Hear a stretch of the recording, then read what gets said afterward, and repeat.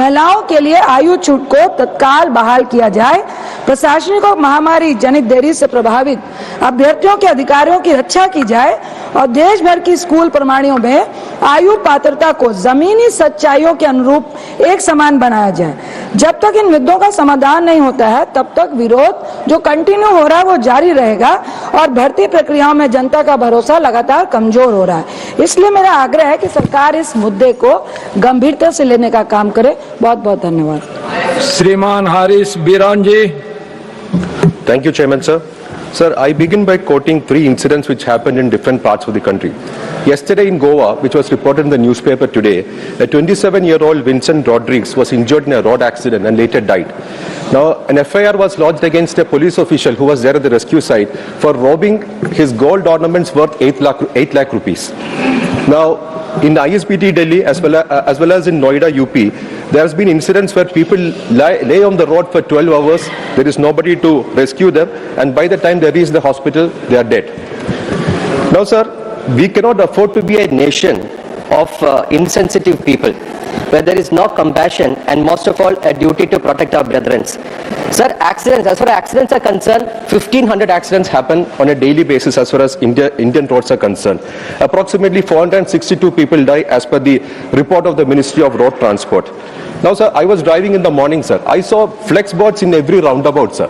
Now, this is a blind spot, actually, for the drivers, sir. Now, today's flex board was about the AI conference summit, which is going to happen in Delhi, sir. Now, we have to show to the world that we are AI ready, sir, rather than these flex boards, which are actually banned by the Kerala High Court, sir. Now, sir, these accidents, and the Karur accident, sir, in Tamil Nadu, we knew about the Karur stampede, sir. Now, sir, these accidents remind us that lives are lost not because of the want of hospitals, but failure to get victims to the medical care, sir.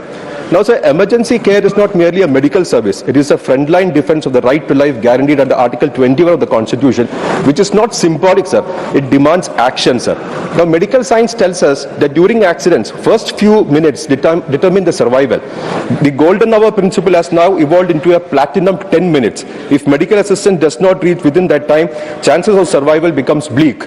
Now, sir, life is precious that we cannot afford to do that, sir. Therefore, emergency responses cannot be fragmented service. It must be recognized as a constitutional obligation of the state and its citizens. Now, sir, our ambulance fleet, sir, we have only 22,245 government ambulances for this 1.4 billion people, sir, with average response time of 25 to 30 minutes, sir. Now, sir, Blinkit, which is a private service, sir, it achieves 10-minute response time, sir, for 83% of its users in Gurgaon, sir. This particular service has responded to 594 calls, sir. 50%, more than 50% was critical care, sir. Now, one of the AIMS professor terms it as healthcare revolution of India, which India was waiting for, sir. Now, as far as hospitals are concerned, sir, if a trauma patient enters a hospital, the said hospital is to be legally be deemed as a state agent for the first 48 hours, sir. They should not demand any money or anything, sir. Now, sir, a nation capable of robotic surgeries and organ transplants must not lose their lives to delayed ambulances or disorganized response systems, sir. I urge the government to look into it, sir. Thank you. Shriman Mehta Raghunatha Reddy Garu. Thank you, Honorable Chairman, sir. I wish to raise an issue of urgent public importance regarding the incomplete fishing harbors in Andhra Pradesh, which were sanctioned and commenced during the tenure of previous state government led by Sri Y.S. Jaganmohan Reddy ji, but are yet to be completed and made fully functional. Sir, these fishing harbors were intended to provide safe berthing, landing facilities, ice plants, cold storage, action halls and hygienic fish handling infrastructure to marine fishermen. However, now, due to non-allocation of funds, several projects remain stalled at various stages. As a consequence, fishermen continue to face unsafe landing conditions, post-harvest losses, poor price realization, and livelihood insecurity, particularly affecting traditional and small-scale fishermen along the Andhra Pradesh coast. Sir, the Pradhan Mantri Matsya Sampada Yojana clearly provides for development and modernization of fishing harbors and fishing landing centers with the objective of strengthening fisheries infrastructure and enhancing fishermen's incomes.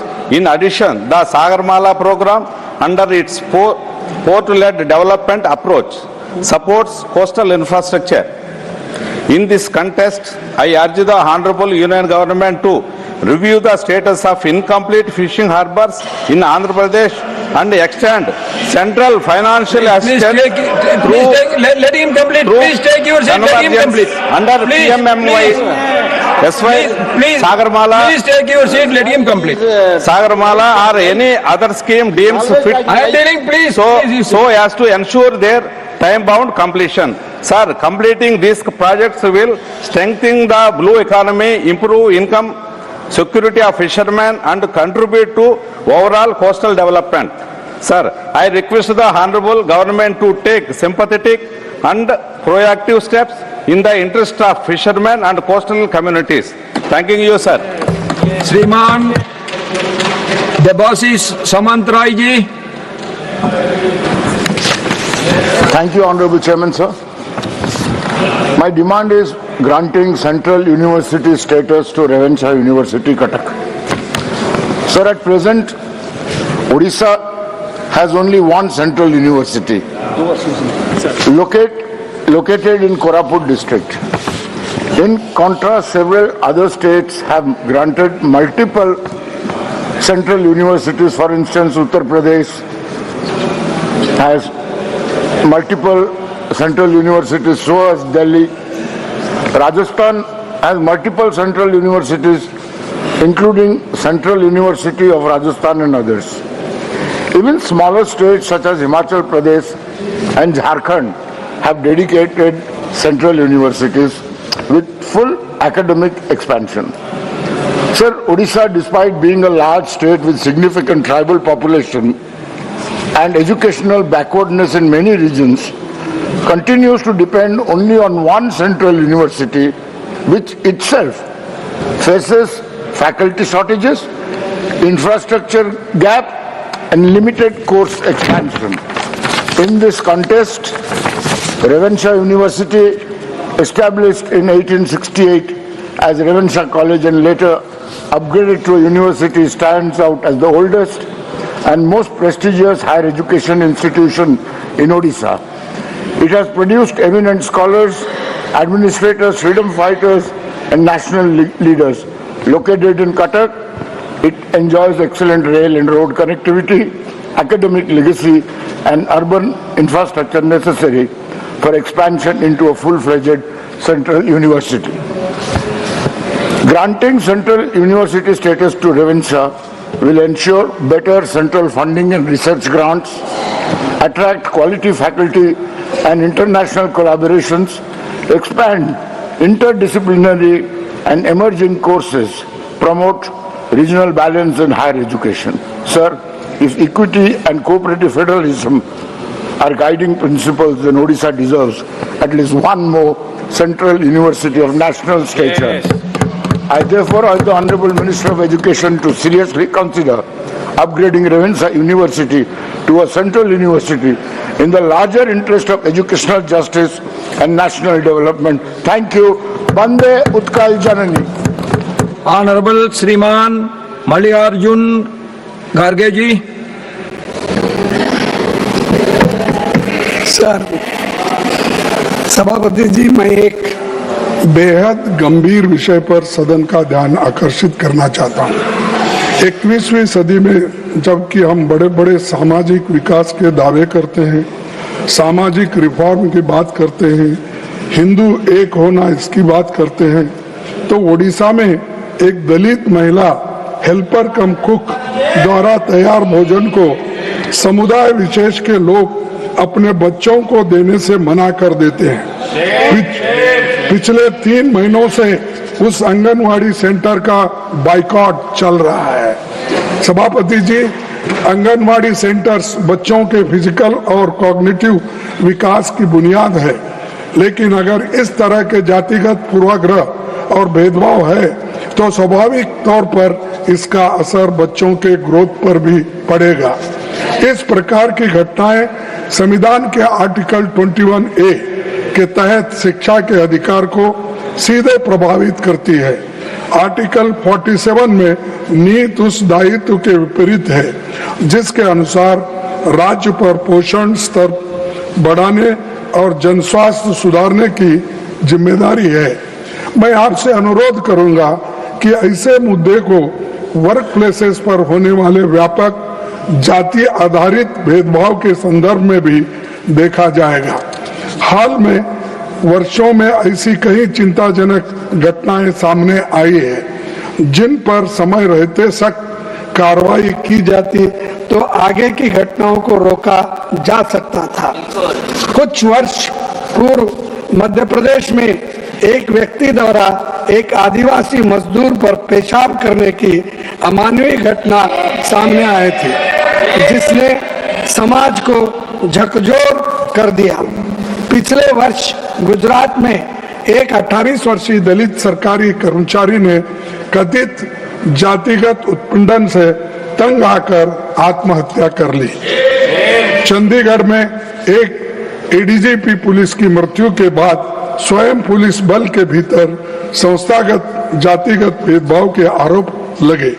ये घटनाएं स्पष्ट करती है कि जातिगत पूर्वाग्रह केवल सामाजिक जीवन तक सीमित नहीं बल्कि वर्कप्लेसेस में भी मौजूद है, जिससे कमजोर वर्गों की गरिमा, करियर प्रोग्रेस और व्यक्तिगत सुरक्षा प्रभावित होती है।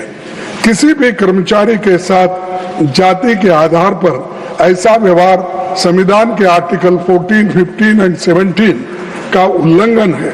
साथ ही यह दंडनीय अपराध भी है। मैं सरकार से मांग करता हूं कि ऐसे मामलों को बहुत गंभीरता से लेकर कठोर और समयबद्ध कार्रवाई सुनिश्चित की जाए और संवैधानिक और कानूनी प्रावधानों का प्रभावी क्रियान्वयन सुनिश्चित हो। साथ ही जहां पर इन मामलों में गंभीर उल्लंघन मिले वहां पर जवाबदेही तय की जाना चाहिए। हम सुनते हैं सरकार से बहुत सी बातें दलितों को वंचितों की बात भीम सिंह जी, लेकिन डॉक्टर भीम सिंह जी,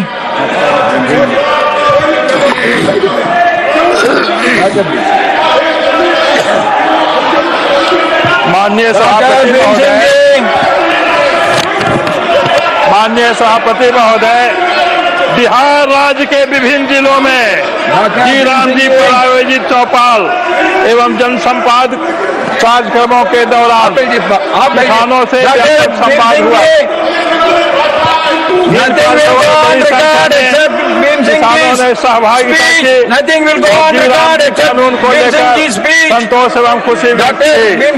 किसानों ने केंद्र सरकार तथा माननीय प्रधानमंत्री श्री नरेंद्र मोदी जी के नेतृत्व की खुले तौर पर सराहना करते हुए कहा कि केंद्र की नीतियों से कृषि क्षेत्र को मजबूती मिली है, किंतु इसी के साथ किसानों ने अपने एक गंभीर सुझाव और पीड़ा भी सामने रखी कि अनेक कल्याणकारी योजनाएं जमीन तक पहुंचने से पहले ही बैंकों की जटिल कार्यप्रणाली में उलझ कर रह जाती हैं। किसानों ने आग्रह किया कि सरकार तक यह संदेश पहुंचाया जाए कि आज बैंकिंग व्यवस्था ही किसानों के लिए बड़ी बाधा बनती जा रही है। बिहार में कृषि अर्थव्यवस्था का आधार कृषि की ऋण उपलब्धता पर टिका है और किसान क्रेडिट कार्ड योजना इसका मूल स्तंभ है।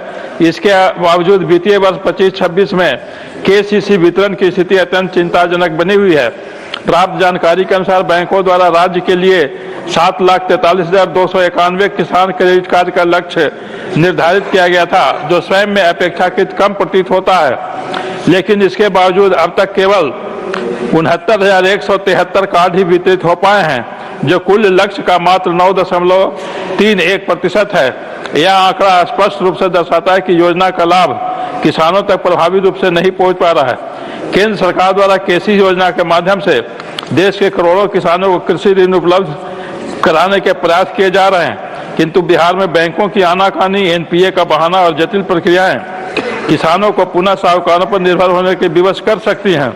अतः सरकार से आग्रह है कि केसीसी लक्ष्य की 100% प्राप्ति सुनिश्चित की जाए, बैंकों की जवाबदेही स्पष्ट रूप से तय की जाए तथा जिला और प्रखंड स्तर पर कार्ड वितरण प्रक्रिया को सरल, पारदर्शी, समयबद्ध बनाकर बिहार के किसानों को उनका वास्तविक